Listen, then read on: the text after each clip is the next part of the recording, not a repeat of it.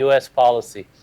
My name is Kadir Ustun. I'm the executive director here at SETA Foundation. I have a great panel of experts with me this morning. Just to my left, Sina Toossi is with National Iranian American Council. He's a senior research analyst there. Just to his left, Barbara Slavin is director of Future of Iran Initiative at Atlantic Council. And just to her left, we have Alex Vatanka, senior fellow with the Middle East Institute. So I obviously feel very humbled in their presence because they're all great experts on Iran, what's happening, and I'm ashamed to acknowledge that I've been kind of out of the loop past couple of weeks, and following Iran, I usually try to follow it as closely as possible because it's a very important subject in this town. But for the casual observers, let's say, these protests kind of came out of nowhere somewhat unexpectedly. So many people questioned, why is this happening? Is it a result of the US policy? Is it a success of the US policy? Or something else? What's happening? Is the regime going to collapse, etc.? So there have been a lot of debates, and then at the same time there are things happening in Lebanon, in Iraq. What is the regional dimensions of this? So I basically decided to pose my questions to an expert panel to update myself on these issues, and I hope that this will also help our audience, our followers also, to kind of enlighten themselves along with me. Thank you again for joining us, and I don't want to talk a lot more, but we will start in the reverse order than it advertised in our handouts. I want to start with Sina and ask him, so what is happening in Iran right now? Great question. Yeah, I think the biggest question about, it's about the gas price hike that led to the protest and why it was really announced so abruptly by the government. And in Iran, the government really knew that protests would erupt as a result of this gas price hike. Cheap gas is an integral part of the social contract in Iran between the state and the citizens. And in the past, when they've kind of raised the price of gas, they gradually prepared the citizens beforehand. They've kind of done direct transfers of cash subsidies kind of simultaneously with the gas price hike, which did not occur this time. Instead, this time they announced the gas price hike on a Friday, the Iranian weekend. And as we know, immediately protests erupted. It became very violent, and what ensued was a very brutal government crackdown. For 1 week, in an unprecedented way, for the first time, they shut down the internet. As we know, hundreds of people were killed. And I think there's a complex backdrop to these protests. One is the Trump administration's maximum pressure campaign that's marked by economic pressure and other forms of pressure. Another is this shift we're seeing in Iranian internal politics in favor of more hardline forces. And overall, the reaction of the Islamic Republic to these protests shows that it's becoming more iron-fisted at home and less conciliatory abroad. It's not heading in the direction of this kind of behavior change that proponents of maximum pressure purport is the aim of the policy. And I think very importantly, the tense regional climate and the geopolitical climate right now, it feeds claims of foreign interference in Iran. Of course, Iranian officials and leaders, most of the time when there's protests in Iran, they frame them as kind of seditionists and as being puppets of some outside power. But their paranoia is being reinforced by the regime change rhetoric and actions of the Trump administration and his regional allies. And we've seen, for example, that Brian Hook, the State Department Special Representative for Iran, in the midst of these protests, he said that, we welcome them, we're very pleased with these protests, I think were his exact words. And this not only hurts the protesters in Iran, but it indicates for them that maximum pressure, one goal of it is to kind of bring people out into the streets in Iran. And I think that it's possible that the Iranian kind of leadership, they wanted to kind of trigger and kind of nip in the bud some protests they expected. They were clearly well prepared for mass repression. But I think, as of, there's no evidence of kind of direct foreign involvement in these protests. What is happening, and was what we have seen, is that there's been intense domestic political feuding over the gas price hike, and increasingly Hassan Rouhani, the president, is being scapegoated. And we saw initially after the gas price hike that there was a lot of contradictory accusations of Iranian kind of officials against one another. Rouhani came out and said he didn't even know the gas price hike was going to be implemented until the day it was.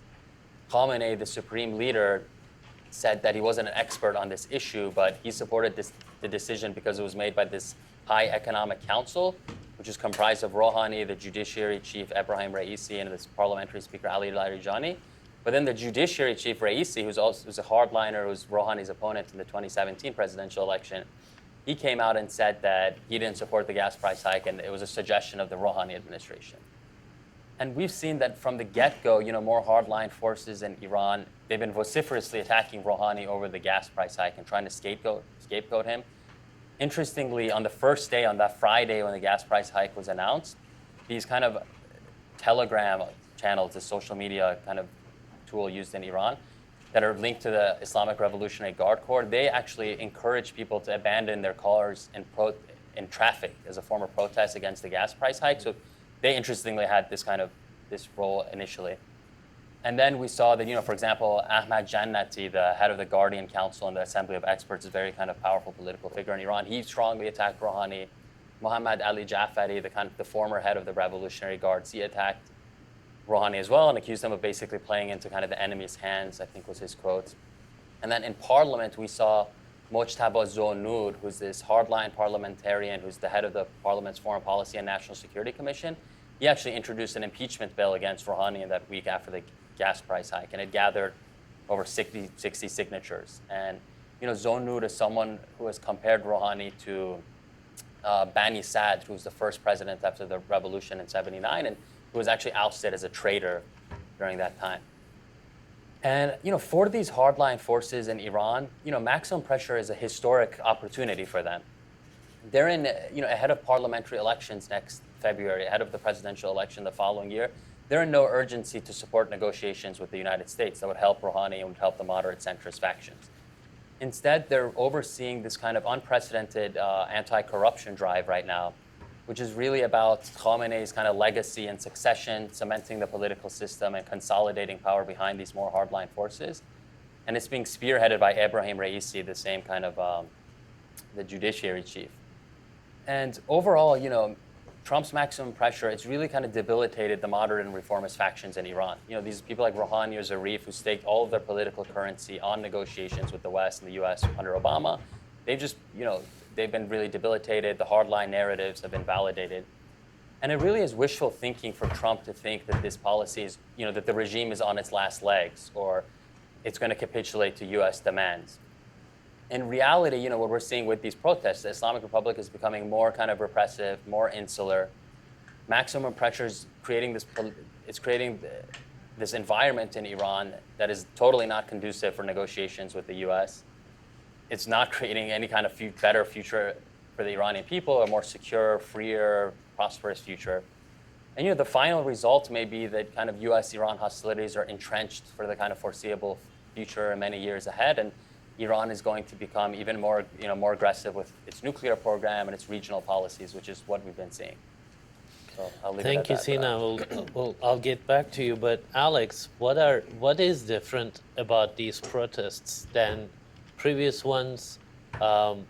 Is there something qualitatively you see different that could lead to some other result that's unexpected? Yeah. Thanks, Kadir. Thank you for inviting me. Thank you. What's different this time, there are a couple of things that stand out in terms of being different. One is the amount of violence we've seen. I think if some of the statistics that are coming out are true, they've killed more people, that's the Iranian regime, they've killed more people and arrested more people in 7 days than did in the 7 months that it took them to crack down on the Green opposition movement back in 2009. It tells you quite a bit. Why did they do it? Clearly they expected something bad is about to happen because of maximum pressure. Perhaps they're looking in a neighborhood, places like Iraq and Lebanon, saying to themselves, a quick and harsh crackdown is the way forward. You definitely do not want to see this getting out of hand. Just imagine for a second, if you are in charge of security in Iran, your budget is totally slashed because of the lack of income and so forth. You have a group or groups of young men throwing stones or burning bags in different parts of the country. If you let them continue and your other aggrieved classes join the protest, the pensioners, the teachers, the workers, I mean, the list is long, then you have a crisis that you can't control anymore. That's why they cracked down so harsh as they did, because they want to prevent this sort of further mobilization by other segments in society. And it works. In the short term, it will work, but the problems are going to still stay there. They haven't really solved anything in the longer term.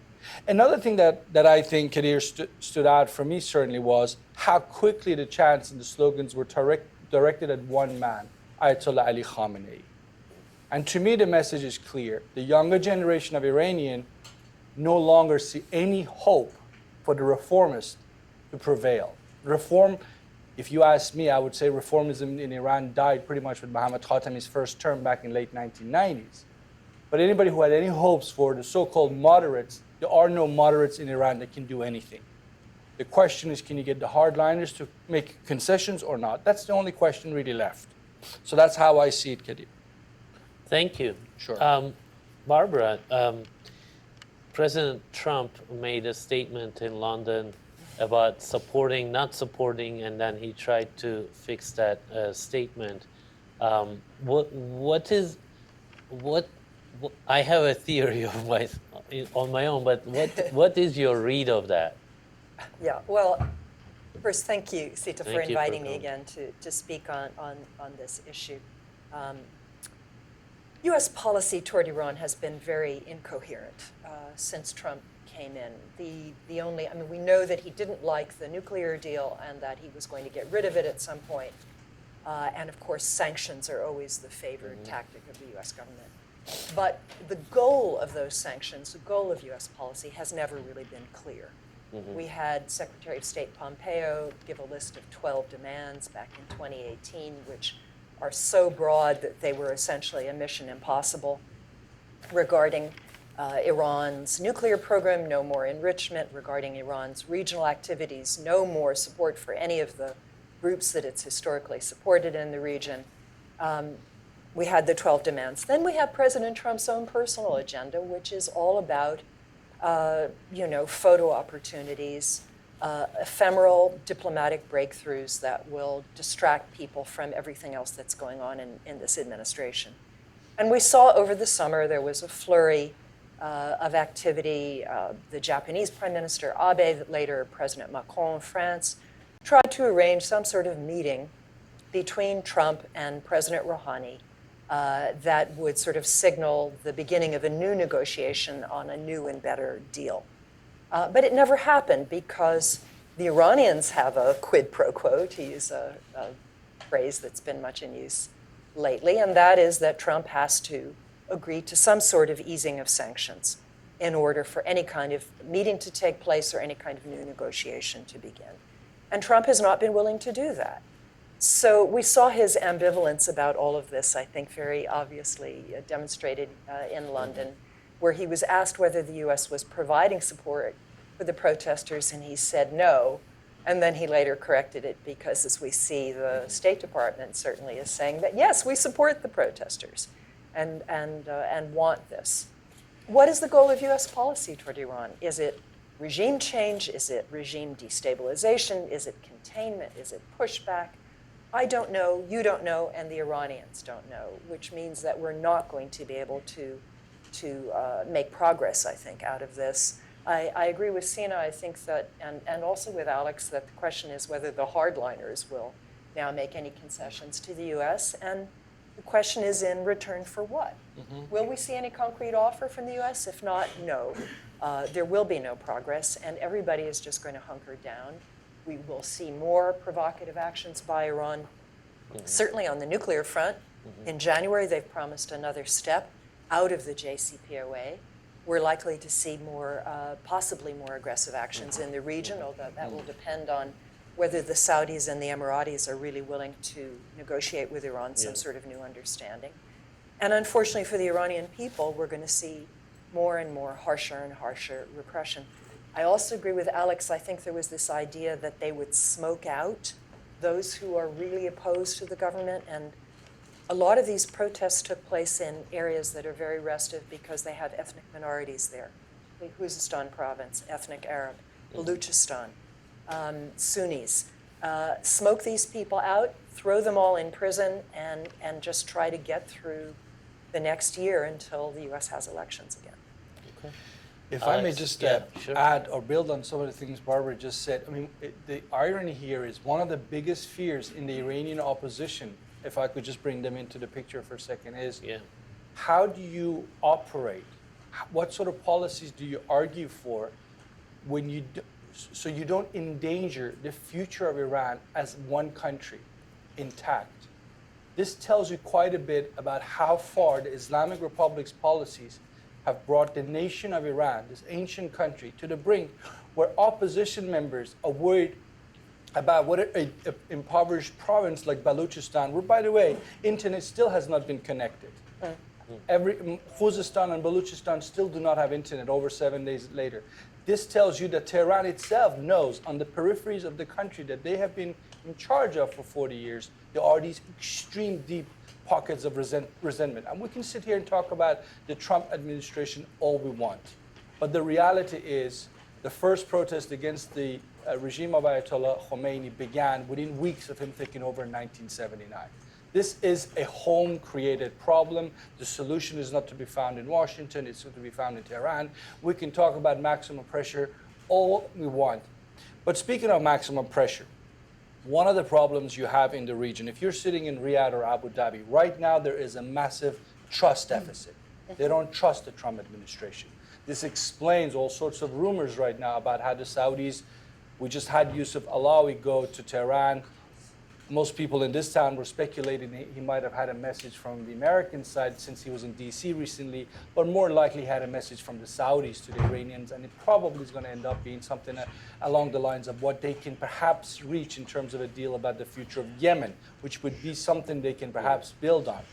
But, you know, again, something Barbara referred to, I don't get the sense, sitting here thousands of miles away, I don't get the sense that the Iranian regime will walk away from the JCPOA anytime soon. I expect, as Barbara pointed out, perhaps more, the same kind of gradual cutting down of their commitments to JCPOA, more coming in January, but I don't expect them to leave the deal.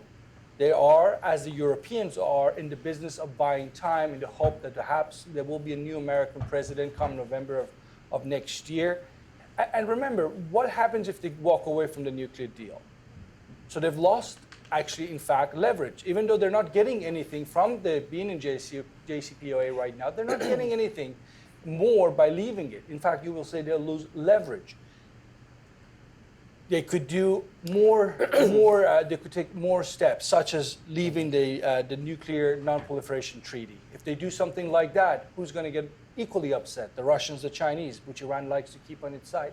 So, in other words, long story short, it's not that easy for the Iranians right now trying to get themselves into from the position they're in. One thing they could do is to bite the bullet and talk to the Trump administration as the offer from Washington is on the table. Now, yesterday and today, Rouhani is been apparently, reportedly asking for a quick visit to Tokyo, what the Japanese perhaps could do for him, but he wants to save face at the same time. So, again, to Barbara's point, very concerned about having the photo opportunity and not get anything out in return. So what they're asking for the Iranians are continuing or restarting talks with the Americans in the framework of P5+1. So now North Korean-style bilateral talks, but in the framework of P5+1, just so they have some insurance. Even if they don't get anything out of it, they can say, well, we're just acting, in a good manner, talking about how we can preserve this important international agreement. And if the Americans don't want to do their part, the rest of the world can see and judge them, if you will. Well, Alex, you raised a couple of very important things. I think the domestic dynamics, it's being so harsh, and there's still no internet in some areas. We've seen this story before in other places in the region. So my question, not don't answer now, but like how harsh, how widespread, how the violence can increase to a level where it's not controllable anymore, and then it's not about it gets much worse. One question is that, and then my question, you went to the region. My question was going to be on the region, but Sina wrote something with kind of a provocative, maybe titled, editors tend to do that. I don't know. That title. I figured, but so like you said, it says Iran is winning in the region because of the U.S. policy. So Barbara left it like, okay, everybody wants to play to time in many ways until the next election. But I want to turn to just Sina and explain in what ways this could be working for Iran in the region, if it is at all. Right. Well, actually, maybe you can explain that that piece to us. Absolutely.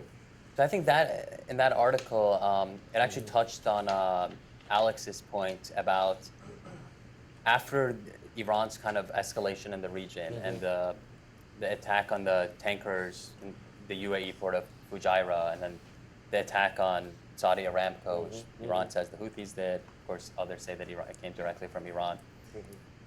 This really shattered the perception of a U.S. security umbrella for many of these kind of Arab Persian Gulf states, like the Saudis and the UAE. And, for them, they put all their eggs in the basket of Trump. And I think, that they really hoped that, if a war was going to erupt, the U.S. would pay the cost for that war and, go to war against Iran. But then after the drone downing last June, when that didn't happen, and then Iran followed up with this, and Trump didn't follow up, there's no cost for Iran, basically, for those attacks, that they've been kind of fundamentally recalculating a lot of their security strategies. And we're seeing that, over the past couple of months, the UAE has made kind of overtures to Iran. They've kind of released some frozen Iranian assets. They reached this maritime agreement with Iran. And just like Alex said, the Saudis are similarly, it seems like, following up. And I think this raises a potential for a new security architecture in the region. I think really at the root of a lot of these regional crises right now are the dispute between Iran and Saudi Arabia, and that this has stoked a lot of instability. And I think it's a good time to revisit this idea of a collective kind of Persian Gulf security system that includes Iran, Iraq, and the Persian Gulf states, and where they can have these institutionalized forums where they talk and they air their grievances and they kind of address a lot of their security dilemmas.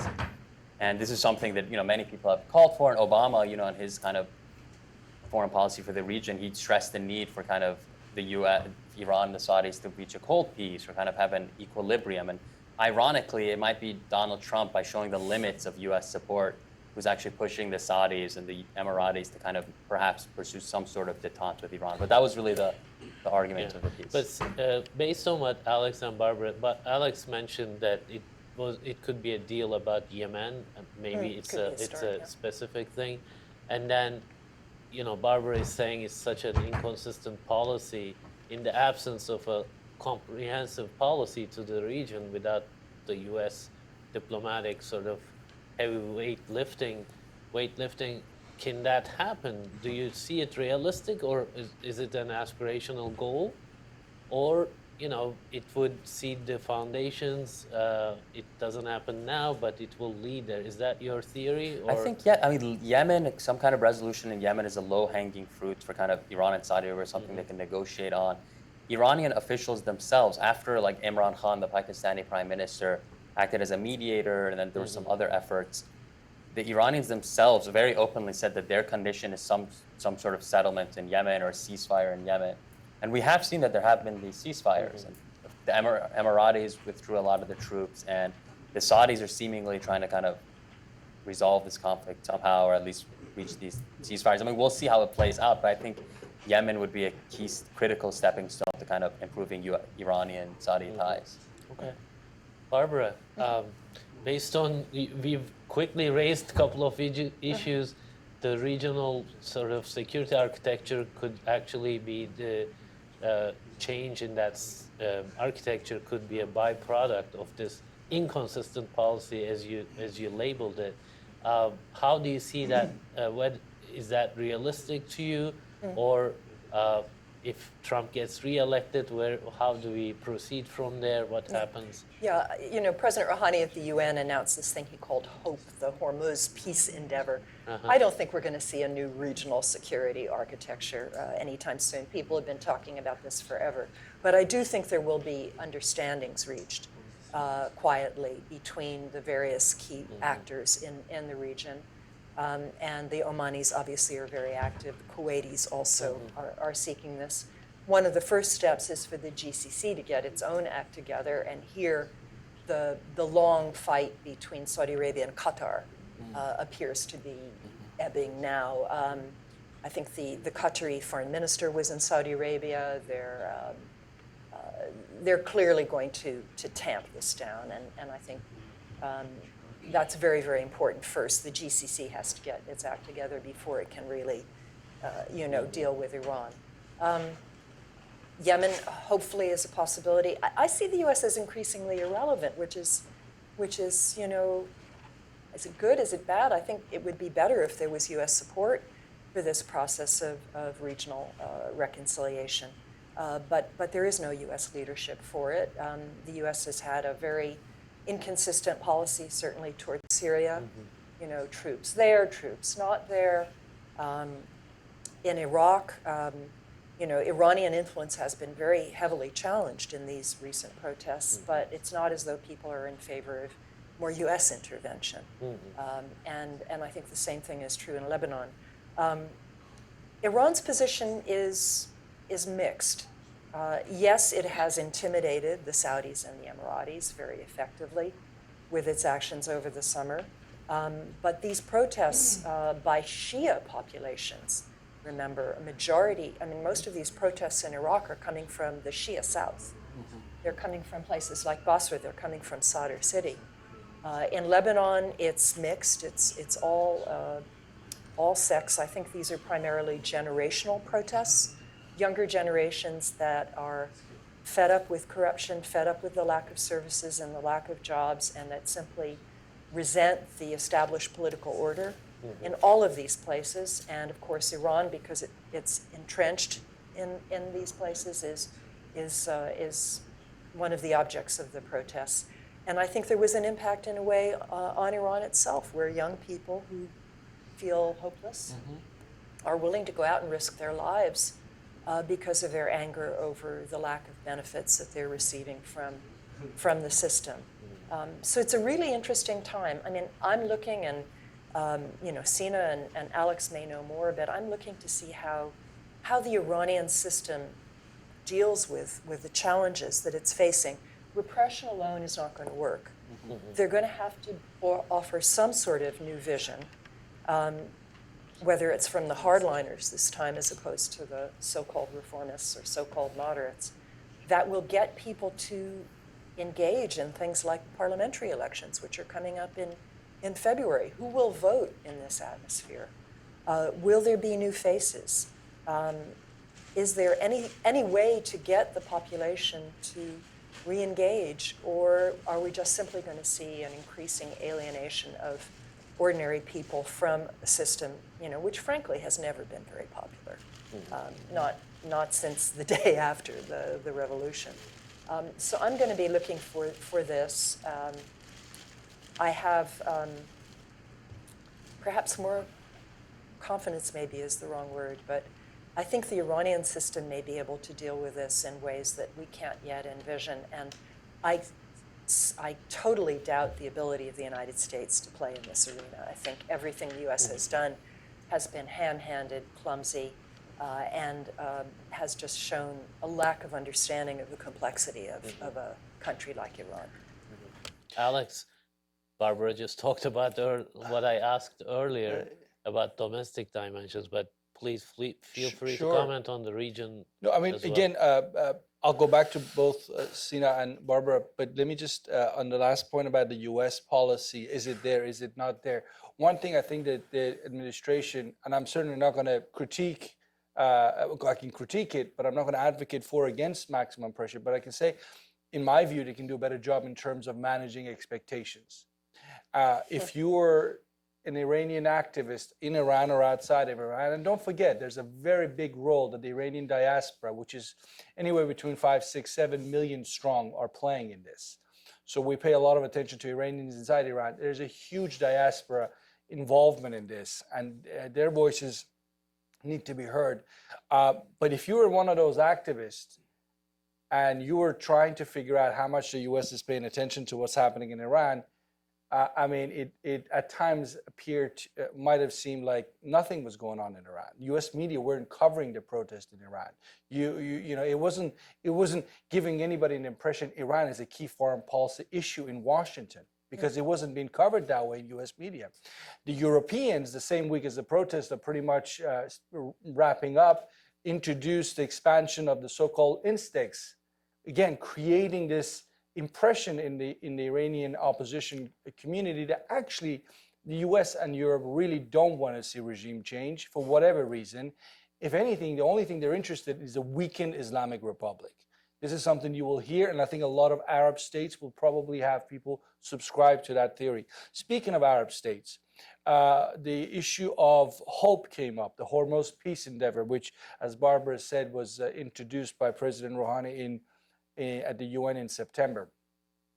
Again, as Barbara said, we've seen many such initiatives before. They come and go. There's always one problem with them.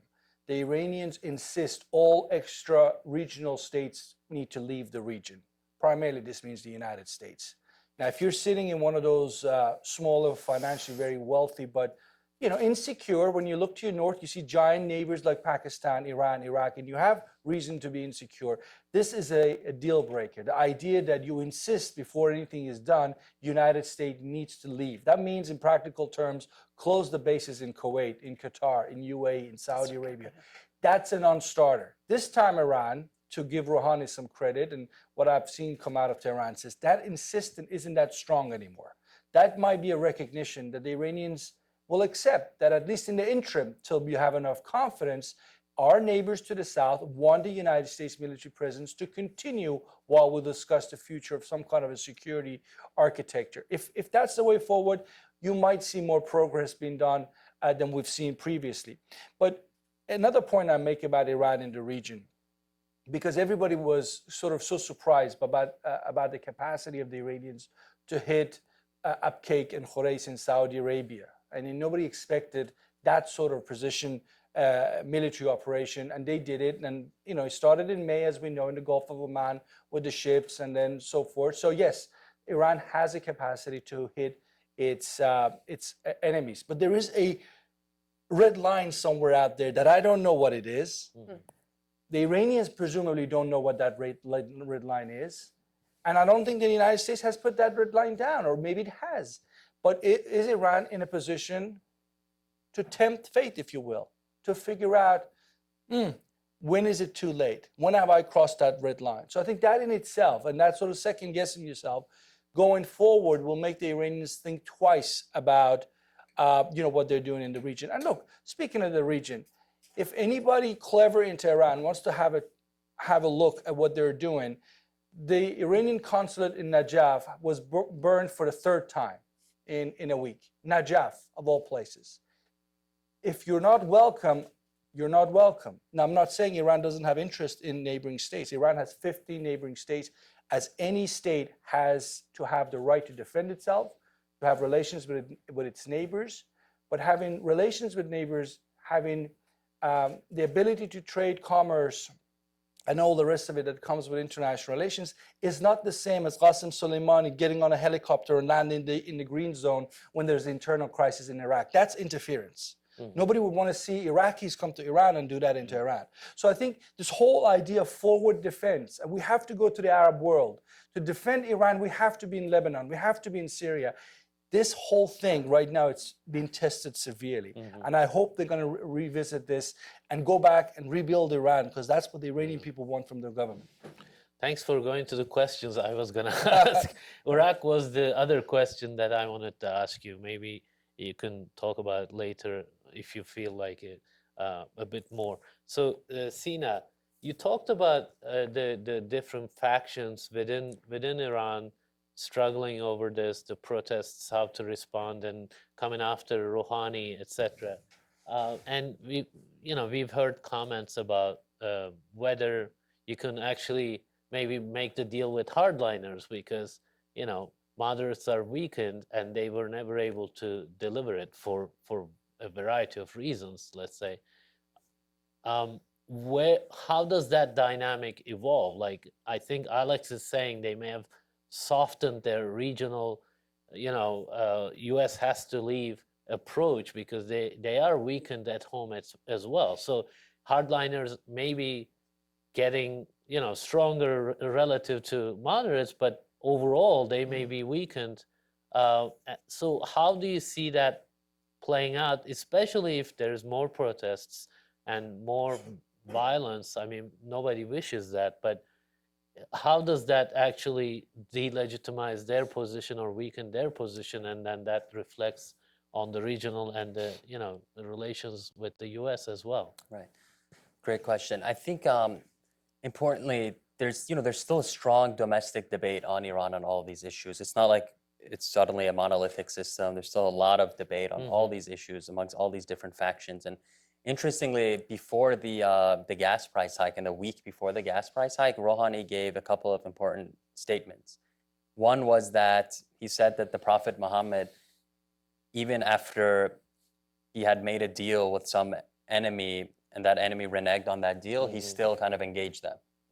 And then he also said that he can't manage this economy with the current sanctions and everything. So to me, this is kind of pressuring and kind of Khamenei most likely to agree to perhaps lower the threshold for negotiations with Trump. Khamenei said that all sanctions have to be removed. And there's been this idea of the Macron offer and this overall idea of a kind of a ceasefire where Iran ceases the nuclear escalation, the US kind of reissues some of these oil waivers. And I think so maybe, and again, all these different factions in Iran knew that the gas price hike would lead to protests. So perhaps Rouhani saying these statements before, maybe he hoped actually that some of these protests would push Khamenei to maybe lower his threshold. And then maybe, Raisi and these hardliners had, their own goals with these protests perhaps. But I think, we'll have to see what goes forward. But the important point is that there's still a debate on all these issues in Iran, and it's not like just the hardliners are totally in charge right now. Although they have their ascendant right now, and their positions right now are the dominant one, and Iran is not negotiating. But I think there's these different efforts being made that continue to be made, and I think if Trump were sincere in seeking a deal with Iran, I think maximum pressure has played out. It hasn't led to Iran changing its foreign policies. It hasn't collapsed the regime. It's led to this more aggressive behavior by Iran. If Trump is sincere in wanting a behavior, he should shift away from maximum pressure, offer the sanctions relief, and he can perhaps get this kind of meeting with Rouhani and some of these with Iran. Did you get a sense among the protesters, among common sort of people on the street, was there any aspect of we do need to engage with the U.S. negotiations? Was there any of that? Do they see that as part of their plight? So these protests were, primarily with economic grievances, obviously, that triggered them. Yeah. People who were desperate that led to broader, slogans and grievances against the whole political system. And I think that Iranian people, by and large, within the society, they've given up hope on negotiations with the U.S., the West, the JCPOA. These aren't really even pertinent discussions domestically as much anymore. But, when the JCPOA was being negotiated, when, and Rouhani was elected in 2013 and 2017 by wide margins with a high participation rate, this was on a platform on engagement with the West, which the Iranian public has always wanted more diplomatic engagement with the West. They were kind of, the public, they didn't want, they rejected these kind of confrontational policies of Ahmadinejad. And unfortunately, the U.S., with the maximum pressure, they did the biggest blow to that. That's why I think, in terms of long-term U.S.-Iran relations, this bodes very poorly for kind of the prospect for new negotiations and kind of public support for that.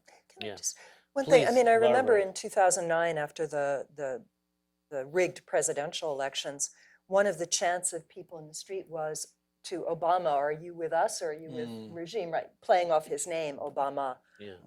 I don't think there'd been any chance, Trump, are you with us? I don't think anybody in Iran puts any faith in him.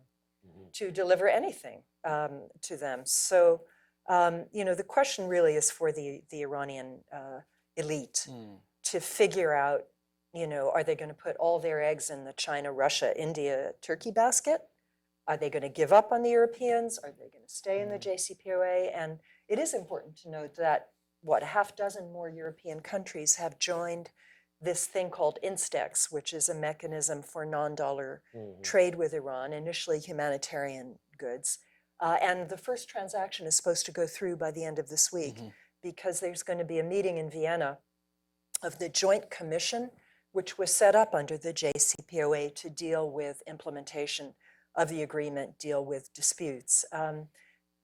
One fruit of maximum pressure, ironically, is that it may finally force Europe into coming up with ways to get around the US financial system, which is perhaps not what the architects of maximum pressure had in mind.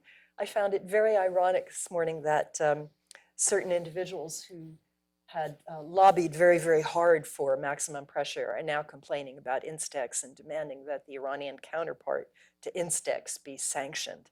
I think sanctions I think they're, as a tactic, they are becoming counterproductive.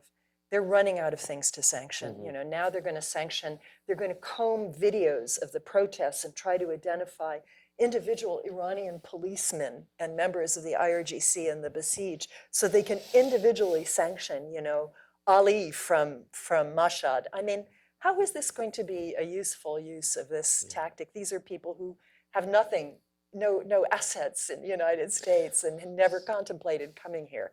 But that's where we are with it. It's kind of reached a level of absurdity. But Barbara, so I just realized our panel identified two, let's say, byproduct or unintended consequence of maximum pressure. One is regional powers have to figure out a way to work with each other, at least, because they don't trust the US anymore. And then the other thing you just pointed out, Europeans have to find creative ways and it's not just Europe, mind you. The Russians and the Chinese have also, and Turks, I believe, and Indians, they're all trading in local currencies with Iran to get around sanctions. But obviously it's not, enough for the economy to be humming or anything like that. So it's some sort of deal with the US, I feel like is a must. But my question is, Trump's threshold for a deal is relatively low. When you look at his North Korea and China policies, right? I think if he can sell it domestically, I got a deal one way or another. I think the content won't matter all that much. So do you feel like, if he gets reelected and next year, going forward, I mean, isn't that another unintended consequence or byproduct of maximum pressure? Okay, I've pressed them enough, now they've caved, even though they may not, he can sell something like that. And I question his ability to negotiate. I mean, remember, the JCPOA took 12 years and went through many iterations. But that's what I'm saying. Does it have to be comprehensive? Is there a capacity for that? The Iranians have said they'll change the name of the JCPOA. They'll call it the Trump Comprehensive Plan of Action. If he'll come back and if the U.S. will come back into compliance with it, would the Iranians be willing to grant some further concessions? Possibly. But as I say, we're still waiting for the price of admission, namely some sort of sanctions relief.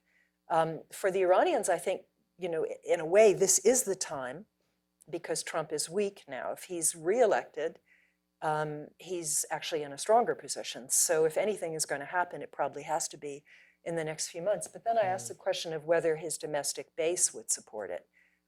With a North Korea deal or China trade, these things would have a lot of support domestically. But would an Iran deal have domestic support among his base, evangelical Christians and supporters of Bibi Netanyahu? I don't think so. That's why I kind of doubt that we're going to get to that. Okay. Alex? I just wanted to add, there are folks in Tehran who are looking at the 80-year-old Supreme Leader Ayatollah Ali Khamenei and saying to themselves, we have to maneuver, we have to position ourselves in a way that we benefit once he leaves the political scene.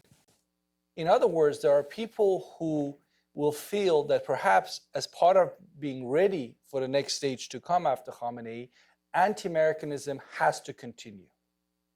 So yes, there are, we're talking about, could hardliners provide concessions? Maybe.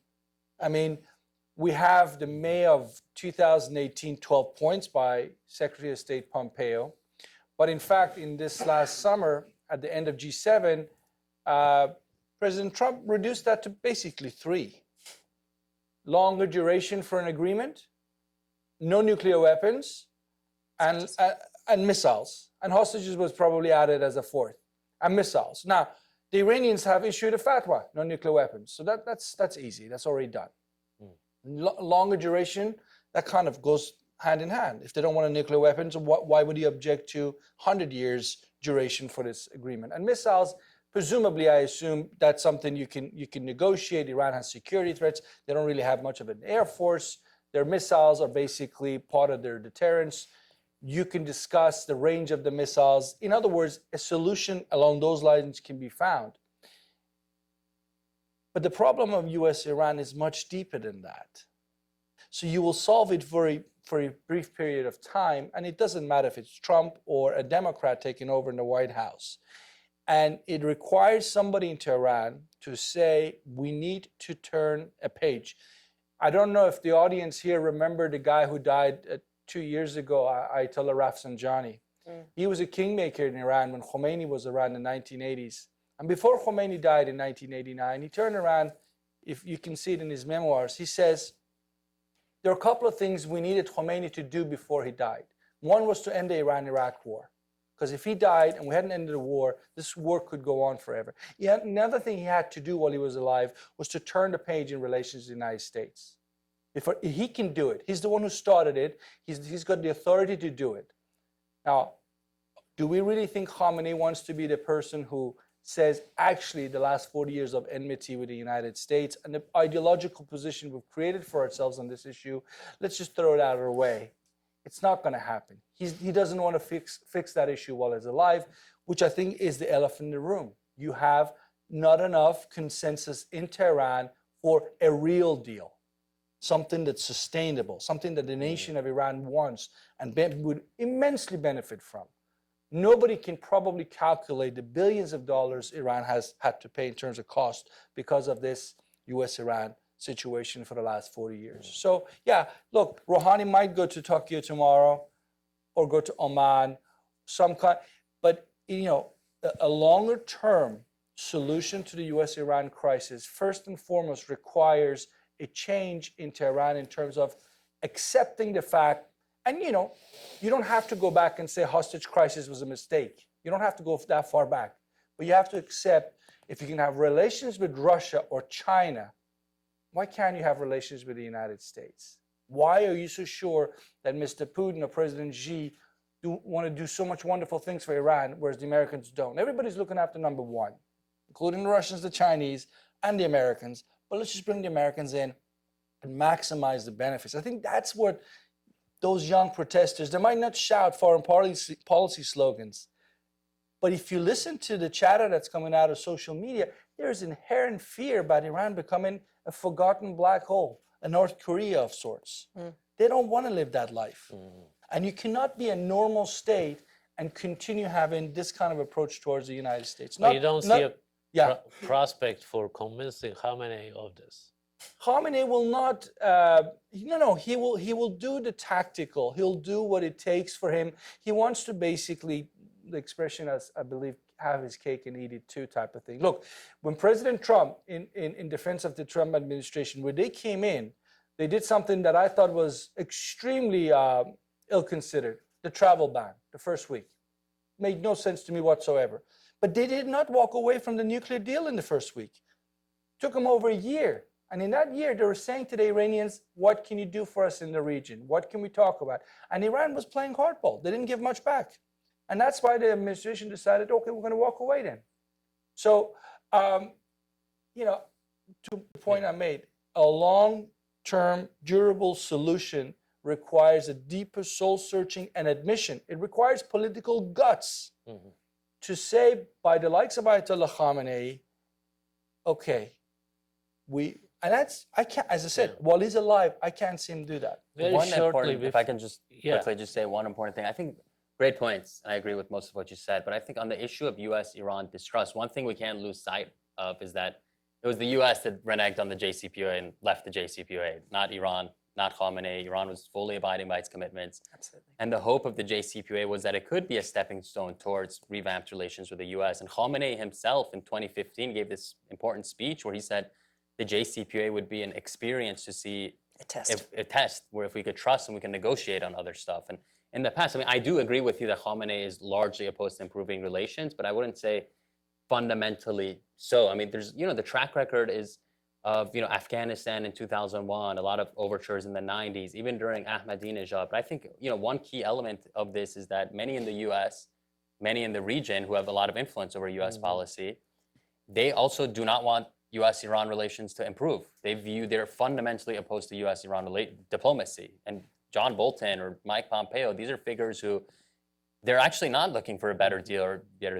They want regime change. They're fundamentally opposed to US-Iran diplomacy in principle, and they've openly wanted war, both Pompeo and Bolton. So I think this is also a very important part of this story that we can't lose sight of. And I think for US-Iran relations to improve, ironically, Sina, the hardliners on but- both sides empower each other and kind of feed off each other. Just maybe, perhaps in Alex's defense, the kind of deep soul searching he was talking about didn't happen here either, right? So when the JCPOA passed, it was mostly Obama. The Congress partisan. didn't, it wasn't a treaty. So, and it was limited, right? So it was quite vulnerable. Yes, US was able to walk away from it because of that. Perhaps what Alex was describing about Iran is also true here. Like, does the US really want to have that kind of long-term sustainable? Stopping the blame game here, I want to turn to the audience if I can. If anybody has questions, please. And Alex, my Iraq question still remains, or the regional outreach of Iran. Please, thank you. Hi, Marina Ottawa with the Wilson Center. I'd like to take you back to the players who have been totally absent from the discussion, that is the protesters, for a moment. And I want to put this in a regional context, because we are seeing these protests, that's sort of the second wave of uprisings that, across the region. And one thing which strikes me about what's happening in some of the other countries, not so much in Lebanon, but it may certainly in Sudan and Algeria, and I think it's beginning in Iraq, that the protesters are becoming much more organized in a sense of having some sort of a strategy of what they want to accomplish. It's not just the gas prices, it's not just, but in how they can organize, how can they act so as to have a long-term influence over the regime. Do you see anything like that happening in Iran now, or has the regime intervened too quickly and use violence and suppressed whatever change might be arising from within the ranks of the protesters? Thank you. Yeah. I personally don't see it. I mean, I think the regime cracked down much too fast.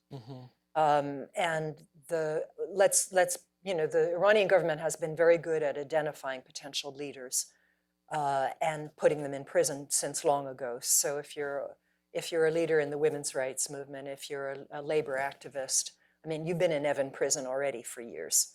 I don't see, also in the diaspora, frankly, I think the diaspora is very opportunistic. Whenever there are protests in Iran, they jump on them and try to identify themselves with it. But, what is their real organic connection to these people? I don't know. Whereas in Lebanon and Iraq, I think it's very different. Also, I mean, those two governments have, although Iraq has been very, very bloodier even than Iran, they haven't cut the internet, they haven't prevented people from communicating with each other, which was another way that regime in Iran really nip this in the bud. I don't know if you agree. Alex. No, I agree largely with Barbara. I haven't seen any. I mean, in 2009, you might had slogans for in support of the Mir Hossein Mousavis and the Mehdi Karoubis of this world, and the idea that reform should be given a chance. Nobody talks about reform anymore. It didn't happen, by the way, late 2017, 2018. And I think I started off my remarks by saying, in the eyes of most in Iran today, reformism is just a ploy by the regime. Right now, the Iranian parliament has a reformist majority of 120 out of 290. And it's been in place almost 4 years. Anybody in this room or anywhere, tell me what they've done, the so-called reformist majority. People have been doing this for so long that they, generation after generation. And Ayatollah Khamenei came out just a few days ago. He wants more excitement for the upcoming Majlis elections. He wants elections and excitement around them for the projection of legitimacy around the world. But people inside Iran don't buy it anymore. These elections don't matter. The Majlis voted 3 times against the price increase for the gasoline. Yeah. And they said, forget you. The boss at the top has already okayed it. I mean, in terms of the opposition outside, as I said, I didn't see any names of folks inside Iran. I don't know where Mehdi Karoubi, by the way, is on the issue of the upcoming elections. I think I have heard Mir Hossein Mousavi call for boycott, or at least saying, how dare you talk about elections when this is what you do to our young men, shooting them in the head. Karoubi, there are some conflicting reports about what his wife came out and read a statement from him saying, let's have good elections coming up. I think most people who supported the sort of green movement 10 years ago have given up on the idea that you can bring about change through the ballot box in Iran. Reza Pahlavi was one figure I saw a lot of, certainly in terms of the social media. We can discuss Reza Pahlavi, what he stands for. I certainly think some of the things I've heard him say in terms of going forward as a transition leader, as preparing Iran for something that looks like a modern state, away from the theocracy of the last 4 decades, deserves to be given a chance. There is no Ayatollah Khomeini. There is no one leader today that people can rally around. And you know what? That's a good thing. Because they rallied around Ayatollah Khomeini, 99% of those people who rallied around him had no idea what the man stood for. You can ask Reza Pahlavi, what do you stand for? What's your program? Now, again, I'm not advocating for regime change. That's not my place. That's not what I do. But you asked the question of, are there figures? There are many people who have hope that the son of the late Shah is that hope. I'd like to leave that to my fellow panelists, but that's certainly how I see it.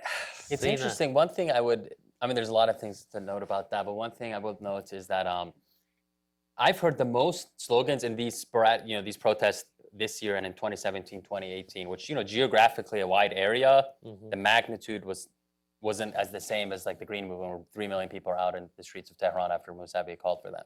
It's like hundreds of people or thousands of people. But I think, one thing that stands out to me is that I haven't actually heard very few slogans in favor of Reza Pahlavi, the son of the Shah, but a lot of slogans about Reza Shah, who the ruled grandfather in the 30s and 40s. Yeah. And I think, to me, this is worrisome in a couple ways, because it indicates that, Reza Shah, he's widely revered by many Iranians. And it's because, he built the first centralized Iranian state and a lot of the initial infrastructure in Iran in the early 20th century. But he was really a brute dictator that did it by force. And, the perception of a brute dictator, as opposed to a system that has politics, is that there is no corruption, there is no nothing. We have this one leader who gets everything done. Whereas a system that has any form of politics, you're going to have a lot of kind of tensions and issues. And I think, to me, this indicates that there's an openness for many within Iran, not necessarily for Reza Pahlavi, but for this idea of a Reza Shah, this dictatorial more figure who comes in and, he's the guy who runs the show, and, there is no corruption. And this can actually, I think, it's hard to see what the alternative to the Islamic Republic is, unfortunately, given all the repression, given everything. And I think, the most organized entity in Iran is ultimately the Revolutionary Guards. And I think in the event of some kind of collapse or something, they're well positioned to really consolidate power and maybe who knows, some Qasem Soleimani type figure, if not him, is the new Reza Shah. I don't know, this is a Can I concern say I a word personally about- Don't you have. feel like that could be a sort of people wanting some sort of semblance of stability, and that instead of, as opposed to previous protests where you had more sort of, it was more about political rights. Now, because of the economic, grievance here, it's much more about economic sort of grievances, obviously, and ask for a stability and this idealized time where there was stability. I think so, So absolutely. it's less about political rights and more about that. And perhaps it's not about the individuals, but wouldn't that create, like, doesn't that make the protesters, aren't they coming from a broader than socioeconomic background, as opposed to other previous protests? Is that I what think we're one thing that seeing, stood or- out, like the Green Movement was really, it was a liberal movement. And to me, it really indicated the evolution of Iranian society over the past century towards kind of liberal democratic norms and really, at the grassroots level, kind of civil society and kind of the discussions. And, ironically, I think Iranian civil society, and reading a lot of people in Iran, these former, these dissidents who are in prison or out, they're active on social media, and kind of the debates they have and the level of sophistication and the level of, on a lot of, so-called classical liberal values, kind of engaging your opponents, kind of minority rights. A lot of the debate there has gotten a lot more amongst these group of people, a lot more sophisticated. Whereas in the diaspora, if anything, a lot of the kind of, I would characterize them as fringe opposition with the monarchist movement and the MEK, this cult group, that they're more dogmatic and ideological and illiberal than ever, and very much like their supporters on social media and elsewhere. If that's any indication of where they want to take Iran, they're vicious, and they've alienated so many people. And I think, if anything, they're boosting the reformists in Iran, because most Iranians see this rhetoric and they're scared, like, oh, if these guys aren't coming in charge, they're worse and they're just as bad as these people. So if anything, they're discrediting themselves. And yeah, there's a social media presence, but I think there's a lot of evidence to suggest this is manipulated, this discourse. I just wanted to say a word about Reza Pahlavi. When there were big protests in end of 2017, beginning of 2018, he started making the rounds of a couple of think tanks around town. He's a very pleasant 58, 59-year-old man who's lived in Potomac, Maryland for the last 40 years. He is not charismatic. He's not a great speaker. His ideas are sort of obvious. But, I was at one off-record thing with him where people were complaining that he has 3 daughters. And the complaint was, well, he has to have a son or he can't go back to Iran because we have to know who's coming after him. I mean, I don't think people in Iran, maybe they want a Reza Shah, I don't know. But, the idea of restoring this monarchy, I think, is just a pipe dream. And he is not the figure to do it. He is just not, he's not charismatic. He's not ruthless. He pops up when appropriate and says the right things, but he's not the leader of anything. I mean, if I were an Iranian, I would look to the population of Evin prison. There are a lot of good people in that prison right now who could run the country. People like Nasrin Sotoudeh and many others, lawyers, human rights activists, civil society activists who have been thrown in prison over the years. The change will have to come from within. It has to be homegrown, and we should be doing everything we can to encourage it from within, not trying to produce solutions from the outside. I mean, I don't want to get in defending individuals. Again, as I said before, it's not my job, but I do think Reza Pahlavi has a lot to offer in terms of the ideas I've heard him say. You can agree or disagree with it, but I think he certainly has captivated a good part of the Iranian diaspora, because the Iranian diaspora does matter. In terms of, I mean, Barbara, in an ideal world, you want to see someone come out of Evin prison and take over, but that's not going to happen because Ayatollah Khamenei is not going to let that happen.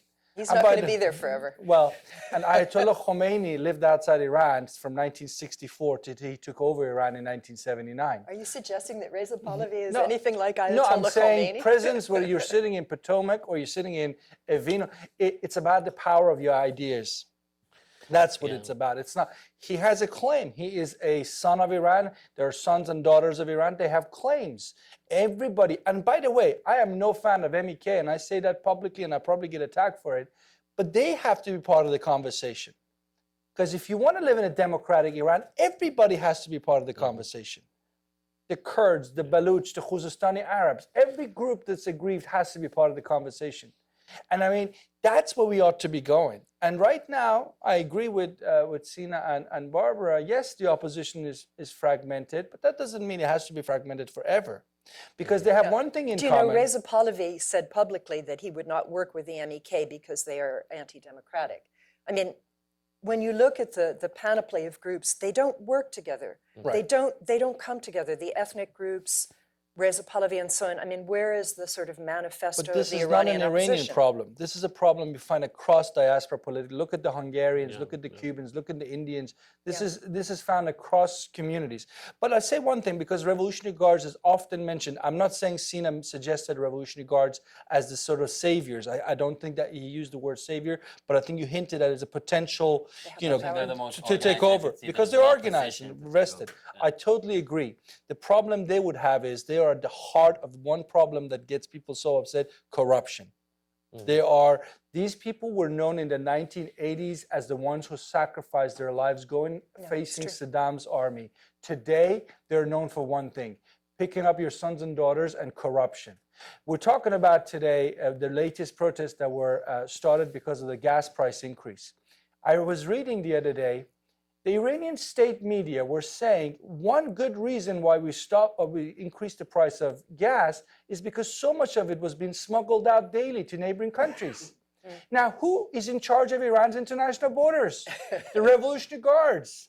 So how come they can't control the borders when they can be such great heroes for the Iraqis, for the Syrians, for the Lebanese? They are part of the corruption problem, and therefore I think that's going to be their political handicap going forward. Even though I agree, they are the most organized, and they are proving themselves to be pretty ruthless and willing to do whatever to stay in power. But can they pull it off in the long term? I don't know. Thank you. Do we have more questions in the audience? So, yes, go ahead. A short question. My name is Hassan, working here as a researcher. I'd like to ask whether you've seen any change after John Bolton resigned / fired. Barbara, that's really for you. I'm waiting for Pompeo to leave. Then maybe we'll see a little more flexibility, because, I mean, John Bolton was a great advocate of bombing Iran. That was always his solution. And he, of course, is in the pay of the MEK. So not ever an objective figure. But Pompeo has been just as hardline in terms of his demands. And I mean, the State Department puts out a weekly, this week in how we heard Iran policy statement, right? They don't do that for any other country. So this ideological, anti-Iran attitude is very much emanating from the State Department. Perhaps if he leaves too, we might get somewhere. And I would just add on that, Trump, I think he's really been misled on the efficacy of maximum pressure by these advisors. And, Trump thought this can get him a deal, but it really got him to the cusp of war with Iran, which he doesn't want. And I think, he doesn't really understand the strategies involved here and kind of the geopolitics. But I think if these people do transition out and Pompeo goes as well, that, Trump himself, and if he's really in charge, maybe that does improve the prospects for a deal. Alex, any comments? No, I mean, look, I certainly have never seen any value in arguing for bombing Iran. It goes without saying. But I just want to go back to a point I think it's so important to remember. How did this fight start? If you really want to find the roots for this fight, November of 1979, taking over the embassy, and we can sit here and talk about what happened in '53, and all the other things the U.S. might have done that was wrong against Iran when the Shah was in power. But in November of '79, one group of supporters around Ayatollah Khomeini decided to take the embassy to score political points on the domestic front, to sideline the leftists, to take one issue, anti-Americanism, away from the left, make it their own. And they didn't really think about the long-term consequences. And here, 40 years later, we're sitting here debating what happened. You know, Khamenei and Rafsanjani were in Mecca. They had no idea what was about to happen. It wasn't exactly thought through. And, you know, sometimes it's, I guess, good to be determined, if not stubborn. But sometimes it might be not a bad idea to sort of say, look, this now has run its course. But how do they do that at a time when the United States is imposing maximum pressure without totally losing face? You know, it's, if they couldn't do it when Obama was president, how can they do it now with Trump? I'm not saying the U.S. is going into that room without demands, of course. And some of these are tough demands. I mean, I think the toughest one we haven't talked about is, and I'm sure that will always be part of the U.S. list of concessions from Tehran, is, for example, its position on the Arab-Israeli peace process. Yes, absolutely. You know, things of that, peace process, whatever is left of it. There are some tough challenges, but it goes back to two things. What does Iran want to be? I don't want to use the cliche, but really, it does tell us a lot. A nation state, a cause. Right now, Iran acts more like a cause. Right, it really does. It wants to spread this. I mean, don't take my word for it. That's the narrative. That's the official narrative. Well, they want to their behavior on, you know, JCPOA pullout has been more statesmanlike. Wouldn't you agree? I was for the nuclear deal, and I was against the U.S. pulling out of the nuclear deal. I just thought the U.S. had to find another way of pushing back in the region with a consensus. No, I thought that was, you know, their reading was.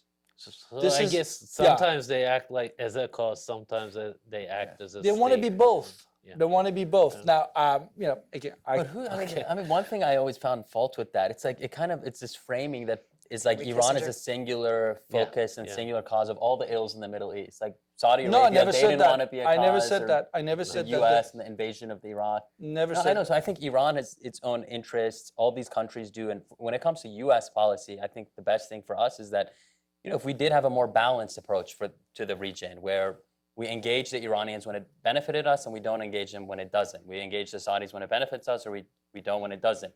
You know, carrots and sticks for all regional powers. Just it's striking to me that when Vladimir Putin goes, for example, to the Middle East, he meets with Netanyahu, he meets with Assad, he meets with Mohammed bin Salman, he meets with Khamenei, kind of maximizes Russia's interests, and then he goes out, he doesn't get himself in these entangling conflicts. But then the U.S., we have this very ideological stance in the region and how we want to transform it, and whether on Israel, Palestine, ultimately, U.S. regional policy is dependent on a host of autocracies, many of them as brutal, if not more brutal than Iran. So I think what is really also needed is a fundamental rethink of kind of U.S. policy towards the Middle East. But Sina, all that said, most of it may be even true. Can you name another country in the region that has as kind of an almost pillar of its foreign policy anti-Americanism? I mean, yeah, right now Iran is the most anti-American country in the region. Where is the space for negotiations? For 40 years, that's been the pillar.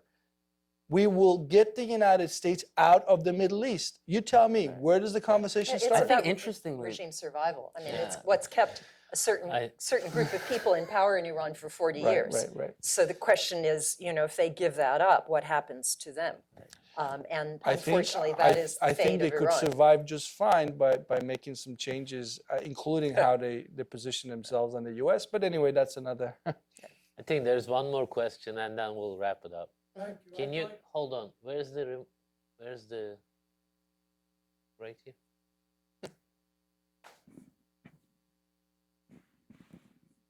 Thank you.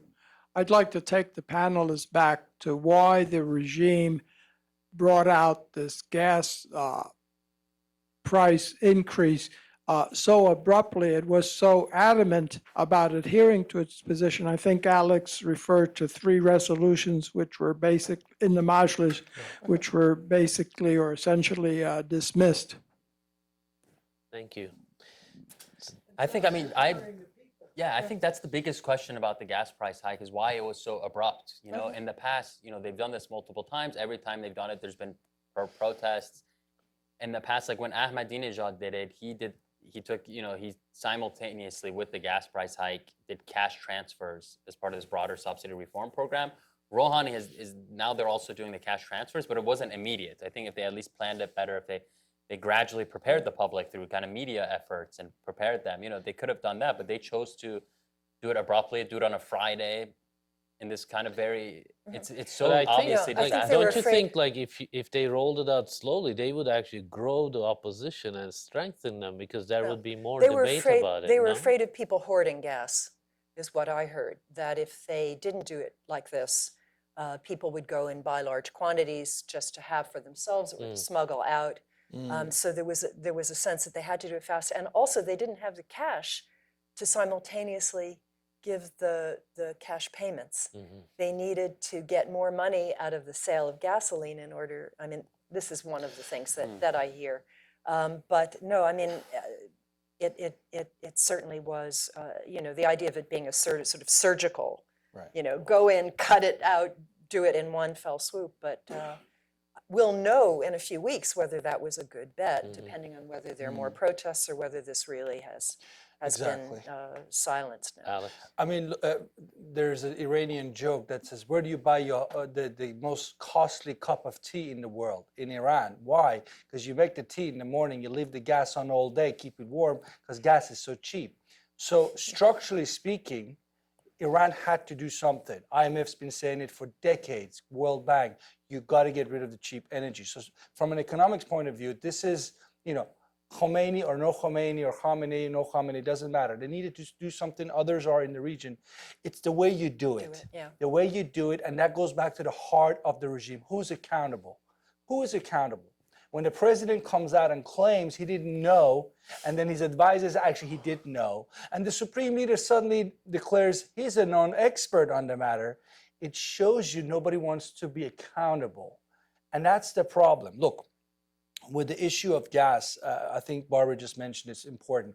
This isn't just about those guys in Tehran or Mashhad and Tabriz who have a part-time job driving their cars as Uber or taxis and getting hit.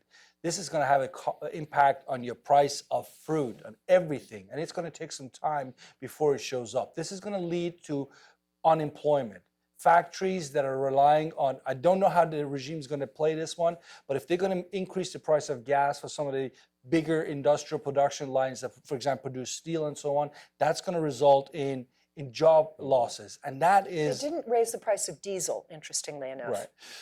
But yeah, I mean, look, here we're talking drivers. about, final point, we're talking about a system, the Islamic Republic, that for years was told, let women into stadiums. Women want to go into stadiums. Iranian society has nothing against women watching men play. No, they kept saying. No, they kept saying. All the evidence was you should do it. FIFA comes at the last minute, says, we'll kick you out of the FIFA unless you let women in. Then they give in. Why couldn't they see the light before? Why does it have to take the threat of FIFA ejecting you as a member? But liability lies elsewhere that way. Well, Yes, they can blame someone else. blame someone. No, I want to go back to a very basic issue. Accountability, transparency, management. When you have nobody being accountable, then why worry? Do whatever you want. Khamenei's official title is God's representative on the planet. That gives you a lot of coverage. All right. Anyway. Well, we'll end on that. Please join me in thanking the panel. Thank you. Thank you, Jerry. Thank you very much.